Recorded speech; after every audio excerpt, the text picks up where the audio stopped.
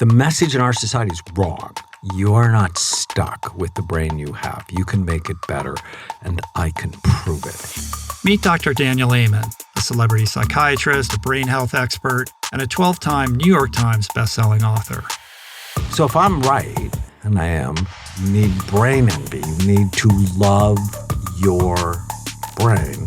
The mission is to end mental illness by creating a revolution in brain health. Today we discuss all things brain health, dementia, Alzheimer's, and ADHD, and debunk a few myths along the way. Come on, we need to get into the 21st century. Psychiatrists are the only medical doctors who virtually never look at the organ they treat. Think about that. If you want to keep your brain healthy or rescue it, you have to prevent or treat the 11 major risk factors that steal your mind.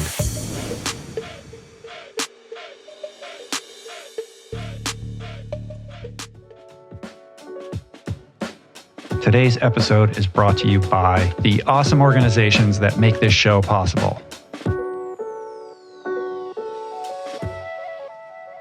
Well, Dr. Amen, it's a pleasure to meet you. Thank you for making your way on a very rainy day here in Los Angeles to spend time with me. I'm looking forward to discussing all things brain health, optimizing brain health, focus, memory, cognition, preventing things like cognitive decline, dementia, Alzheimer's. I'm interested in the mutability of the brain and brain health. And we're going to talk about your new book also, of course, Raising Mentally Strong Kids. I'm a parent of 4 kids. This is very interesting to me.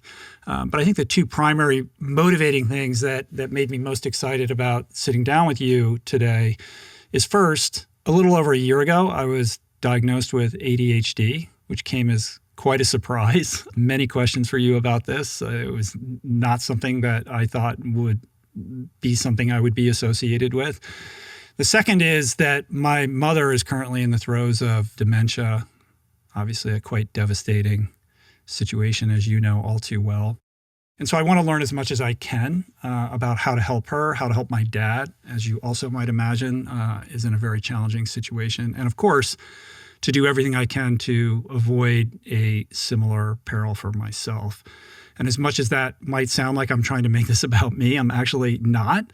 Maybe a little bit with the ADHD part, but when you consider the statistics on dementia and Alzheimer's, it really is about all of us, isn't it? I kind of looked up some statistics about an hour ago, and it's quite devastating the extent to which these diseases of dementia are kind of taking over and growing at alarming rates. In 2023, 6.7 million Americans over 65 have Alzheimer's, which is like 1 in 9, 55 million around the globe. 2/3 of these people are women, which is fascinating. And it's very much on the rise. I saw some statistics like by 2060, the CDC predicts a 7-fold increase, and globally from 55 million to 139 million by 2050. So this is a problem that is going to leave very few people untouched.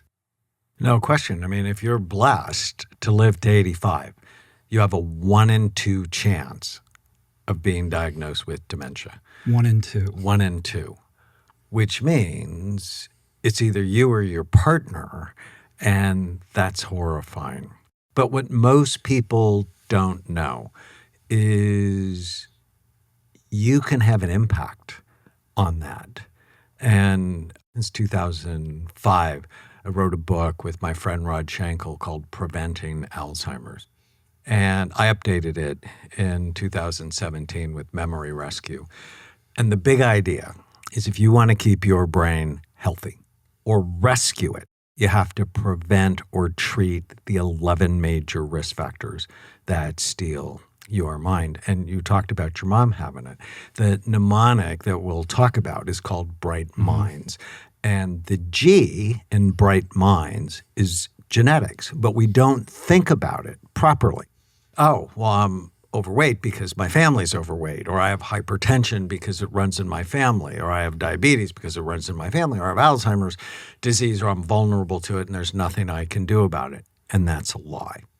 Genes increase your vulnerability and they teach you what you should be doing. So, for example, I have 6 children. 3 of them are adopted. 2 of my nieces we adopted because their parents couldn't stop with drugs and alcohol, and it was a disaster for these kids. And I tell my nieces, if you never drink or do drugs, you're never going to have a problem. But if you do, it could be serious. You need to be on an alcohol drug prevention program every day of your life. I have obesity and heart disease in my family. I'm going to be 70 this year. I'm not overweight and I don't have heart disease because I'm on an obesity heart disease prevention program every day of my life. So if you have it in your family, as soon as you know, you should be serious about preventing these 11 major risk factors.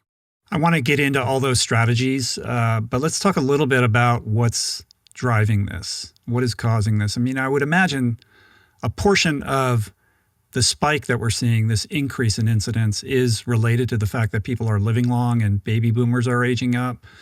But also, I suspect that lifestyle habits are contributing to this as well, with the increase in type 2 diabetes, obesity, hypertension, and the like. So what's causing cognitive decline?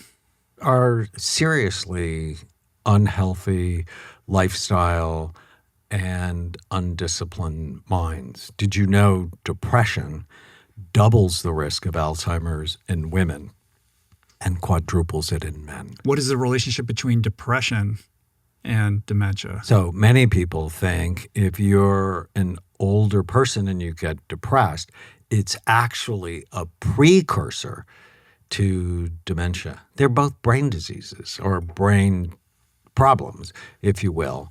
And it's critical. And the M in Bright Minds, mental health stuff. So I get so excited about this because what I came to realize, I started looking at the brain in 1991, and we've looked at over 250,000 scans. But early on, I came to realize you're not stuck with the brain you have. You can make it better, and I can prove it. And so if I look at your brain and then you have a car accident, your brain's going to be worse. If I look at your brain and then you go on a drug bender, your brain is going to be worse. If I look at your brain and then all of a sudden you stop sleeping or you go through a divorce, odds are your brain's going to change in a negative way. But I also did the big NFL study. When the NFL was sort of lying they had a problem with traumatic brain injury in football, 80% of my players got better. I could see the damage, but when they go on a brain healthy program, 80%, their brains looked better anywhere from 2 to 6 months later. That's exciting. I was a consultant on the movie Concussion, and I was sort of bummed because the movie's sort of a downer. It was Is about that the Will Smith one? The Will Smith one. I remember that. And it's like, where's the hope? And the message on football dementia, or CTE, chronic traumatic encephalopathy, the message in our society is wrong. It's like, oh, you have this. It's chronic, progressive, untreatable. And so players don't come and get help because they feel hopeless.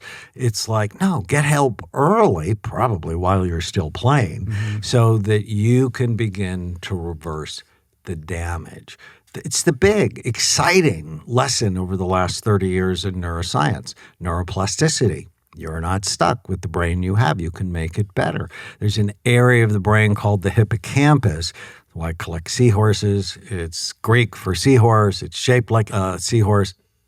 Every day, you are making 700 new stem cells in the hippocampus, or I think of them as baby seahorses.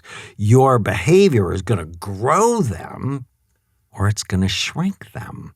And so if you're vulnerable to dementia, that's the area that gets hit early in dementia.